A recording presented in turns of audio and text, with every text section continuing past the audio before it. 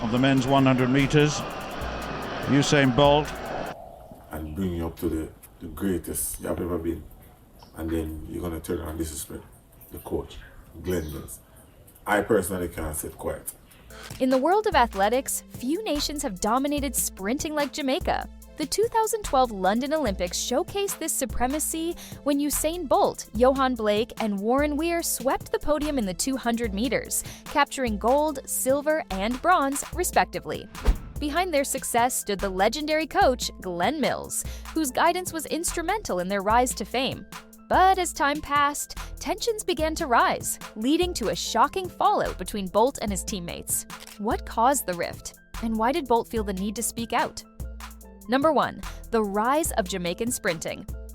Jamaica's dominance in sprinting didn't happen overnight. The island nation has always produced world-class sprinters. Yeah, I love to be the fastest man in the world, But the 2008 and 2012 Olympics truly cemented its place as a global powerhouse. At the heart of this dominance were 3 athletes, Usain Bolt, Yohan Blake, and Warren Weir, who made history at the 2012 London Olympics. They're pulling to the start, and Blake has gone off, and so has Bolt. These two now ahead of the rest of the field, and Usain Bolt is absolutely flying. By sweeping the podium in the 200-meter race. Usain Bolt was already the biggest name in the sport.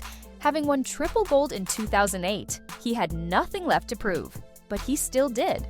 Bolt defended his 100-meter and 200-meter titles in 2012, proving to the world that he wasn't just a champion, he was a living legend.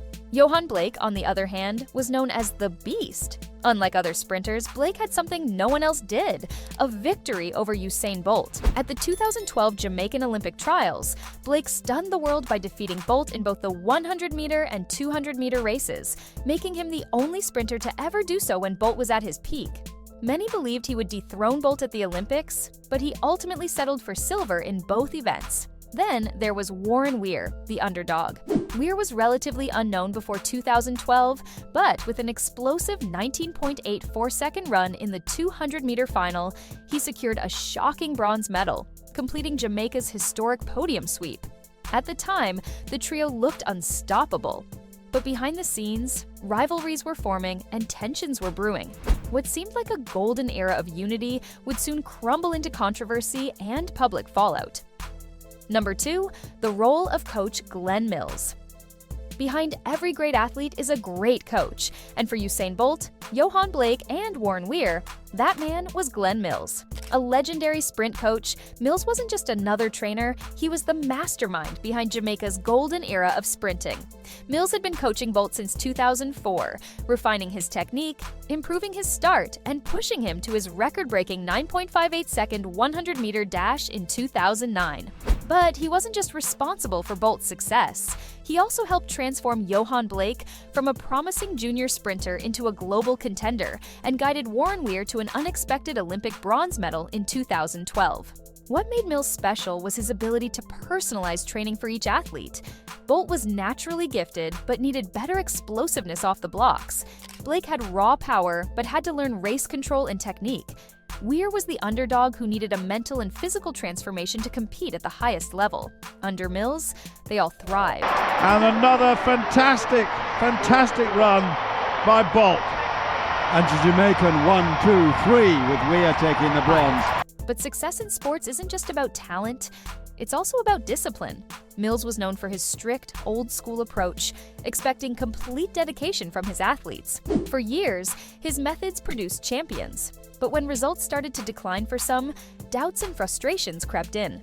Both Blake and Weir began questioning Mills's coaching strategies as their performances dipped.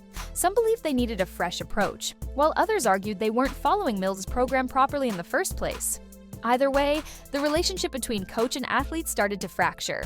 And soon, what was once a united front turned into one of Jamaican sprinting's biggest controversies.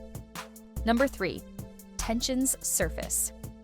For years, Glen Mills' coaching methods had been praised, but after 2012, things started to change. Yohan Blake and Warren Weir, once seen as Jamaica's next great sprinters, began struggling on the track. And instead of looking inward, they started pointing fingers. The decline started with Yohan Blake. After pushing Bolt to his limits in 2012, Blake suffered a serious hamstring injury in 2013. He never fully regained his explosive speed, and as the years passed, his performances became more inconsistent. Some believed it was bad luck, while others whispered that his training regimen needed to change. Then there was Warren Weir. His bronze medal in 2012 was supposed to be the beginning of a successful career, but his performances never reached the same heights again. By 2017, he had stepped away from competitive sprinting, leading many to question what went wrong. As both athletes struggled, their frustration became more public. Rumors began circulating that Blake and Weir were unhappy with Mills' coaching approach, believing his training wasn't evolving with the times. Eventually, they started voicing their concerns more openly. Blake, once a loyal student of Mills, hinted that his training wasn't working anymore. Meanwhile, Weir reportedly felt that his potential was never fully realized under Mills. To some, this sounded like legitimate criticism. But to Usain Bolt, it sounded like disrespect. And when Bolt finally spoke up, he didn't hold back. Number 4. Usain Bolt's response. Usain Bolt had always been loyal to coach Glen Mills. To him, Mills wasn't just a coach, he was the man who transformed him into the greatest sprinter of all time. So when he heard that Yohan Blake and Warren Weir were blaming Mills for their struggles, he wasn't having it. In a rare public statement, Bolt called out his former teammates for their lack of respect. He didn't just defend Mills, he made it clear that he believed Blake and Weir had no one to blame but themselves. Coach Mills took Blake from struggling with a back problem and turned him into a star. And then now when they decided to do what they were not supposed to do and started struggling, they wanted to blame that man. Have some respect, big man. This statement shocked fans. Bolt had always been known as a laid-back, easygoing athlete, rarely getting involved in drama. But this time, he spoke with frustration and disappointment. He believed Blake and Weir weren't following Mills' program properly and that their failures had more to do with bad choices than coaching. Blake, who had once been Bolt's closest training partner, suddenly found himself on the receiving end of his idol's criticism. Meanwhile, Weir's name was now dragged into a public debate about loyalty and respect in athletics. With Bolt's comments making headlines, the track world was left wondering, how would Blake and Weir respond? And more importantly, could their friendships ever be repaired? Number 5. Public fallout. The moment Usain Bolt called out Yohan Blake and Warren Weir, the track and field world exploded. Fans, analysts, and former athletes all had something to say. Some sided with Bolt, believing that Blake and Weir were ungrateful and should have taken responsibility for their own performances. Others thought Bolt was too harsh, arguing that athletes have the right to criticize their training methods if they feel it isn't working. Sports media quickly picked up the story, turning it into a heated debate. Headlines like Usain Bolt blasts fellow sprinters over disrespect flooded social media, with fans firing off opinions from all sides. Some pointed out that Blake's career took a major hit after injuries, and it was unfair to blame him for looking for answers. Others argued that Warren Weir never had Bolt's natural talent and needed a different training approach. But perhaps the most controversial part of the fallout was Blake's silence. Instead of directly responding to Bolt's comments, he chose to say nothing, letting the media and fans speculate about his feelings. Weir, too, never made a public statement, though insiders suggested that he was not happy about being dragged into the conversation. Meanwhile, Bolt's words had cemented a divide that now seemed impossible to repair. Fans who once saw Blake as Bolt's natural successor now viewed him as a fallen rival, stuck in Bolt's shadow. With the world watching, the question remained, would Blake and Weir try to mend their relationship with Bolt, or was the damage permanent? Number 6.